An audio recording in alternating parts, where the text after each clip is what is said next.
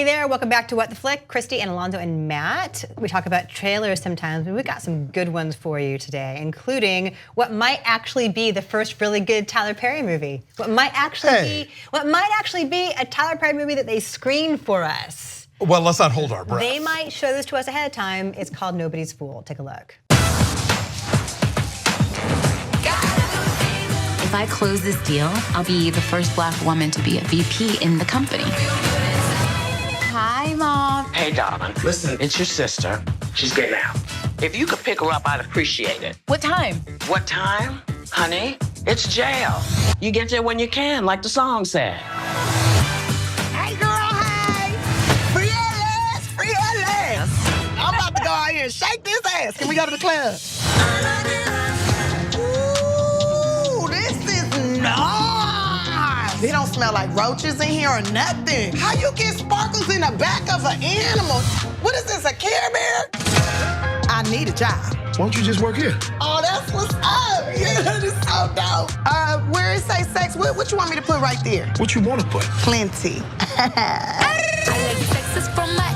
It's a pretty amazing cast here, as you see. Tiffany Haddish and Whoopi Goldberg and Tika Sumpter, who was Michelle Obama in South Side with You. She was so great in that. Amber Riley from Glee. Yeah, Amari Hardwick, who is in Sorry to Bother You, which is so great. So this could be good. Fingers crossed, you know, every so often, Tyler Perry kind of accidentally stumbles into something that works. You know, I will continue to defend Medea's Big Happy Family, which has some very funny stuff in it. And you know, I think I've seen more Tyler Perry movies than most. Dave has seen all of them. Yes, he's an aficionado. You know, yeah. The trailer is promising. The trailer looks like, hey, the camera's in the right place. I was gonna say, the trailer is shot and cut as if someone has a clue. There's hope. Yeah, they've cut a good trailer here, and it looks funny. And you know, we didn't see it in this trailer or this particular clip, but the last little bit where Haddish is talking to Whoopi Goldberg through the window, and Goldberg's acting like there's a phone disconnect. Like it's just so surreal but funny. The trailer works. I'm kind of excited to see this. Let's not forget the Acrimony, which we enjoyed, even though it was loony pants, had a great trailer. Like, go back and look at the Acrimony trailer. That is the most artistic thing that Tyler Perry's ever had his name on, except for Gone Girl. And then the movie itself.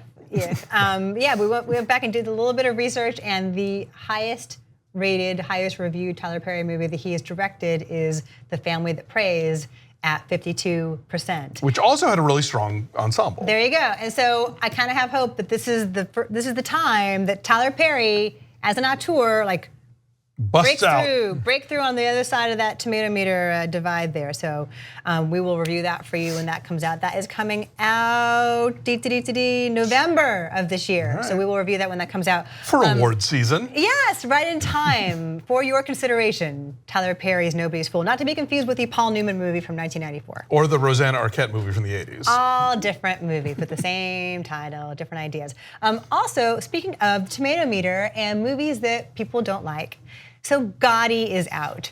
We're gonna review Gotti for you on this show. We're all gonna catch up with it. It's gonna be awesome. Gotti currently has the ignominious fate of being at 0% on the tomato meter, which is actually really hard to achieve. Yeah. Like nobody contrarian could ruin that whole thing. No one went soft on it. But they're having a good time playing with that and with the fact that apparently the critics hate it, but the audiences love it. It's a giant conspiracy. Take a look. We've never been under this kind of scrutiny. You fight till you can't fight no more. Never back off, ever.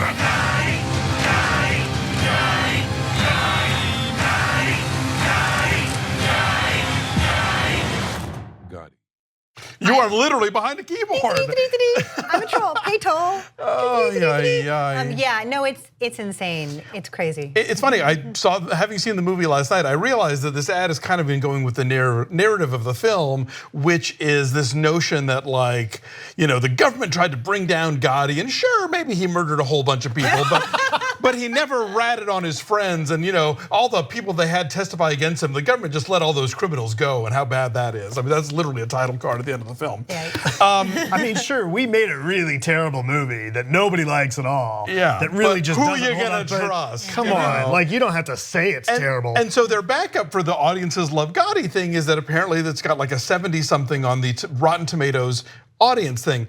Quick reminder, anyone can leave an audience review on Rotten Tomatoes. You don't have to have seen the movie. And that goes for every audience metric on every film IMDb. site, right? Like, nobody's asking if you've seen the movie. Nobody.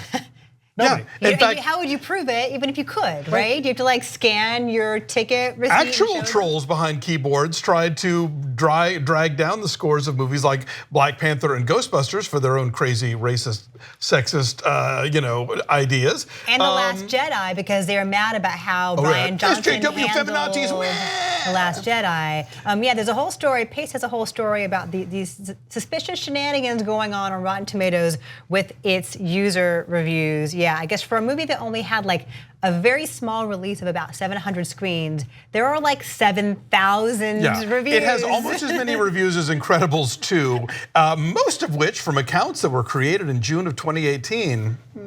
So, we don't know. We don't know if this is MoviePass. We don't know if this is another shadowy organization connected to the film. Who knows? Right, because MoviePass is a producer on this, right? Yes. Okay. Maybe the folks at companies like Rotten Tomatoes could possibly do some sort of filter with people with no reviews who've never reviewed anything else. Since June, maybe those scores shouldn't show up. That's not that difficult to do, but then that would be admitting that the audience review system is flawed. I was gonna say, like, then not that I know anything no, about but it. then how do you prove these people really don't feel this strongly about it, and how do you alienate them entirely? It's Who tricky. cares? It's a slippery Who slope. cares? If you're the kind of person who would fall for this line of marketing, you deserve to see Gotti. Yeah, no, it's fake news. They are going to Trump's playbook and they're using the paranoia of fake news and don't believe the elites. Yeah, what are those coastal elites behind their keyboards who actually, and as Katie Walsh pointed out, they didn't pre-screen this for the press, which means that every reviewer bought a ticket to see Gotti. Right. So. If you're using a keyboard, you're too smart for this movie. Right, the Forgotten Man. You have opposable thumbs. The Forgotten Man likes Gotti. Yeah, I'm gonna go pay my money when we're done here to go pay for Gotti. So we'll talk about that tomorrow. Yes, very exciting. Also, a good movie. Here's a good movie that I'm actually. Hope. I have hope this will be a good movie. We have a trailer for Creed 2, the sequel to Creed. Take a look. In the ring, you got rules. Outside, we got nothing. Life hits you with all these cheap shots. People like me, we live in the past. You got people that need you now. Hey. You got everything to lose. This guy's got nothing to lose. I ain't got a choice. That's the same thing your father said, and he died right here in my hands. Listen to me, this guy is dangerous. But you don't think I could beat him? So the first Creed was really good. Ryan Coogler directed the first Creed, and it was familiar and yet fresh all at once. And Michael B. Jordan is just magnetic, and they seem to be going back to a lot of that. Coogler did not direct this one.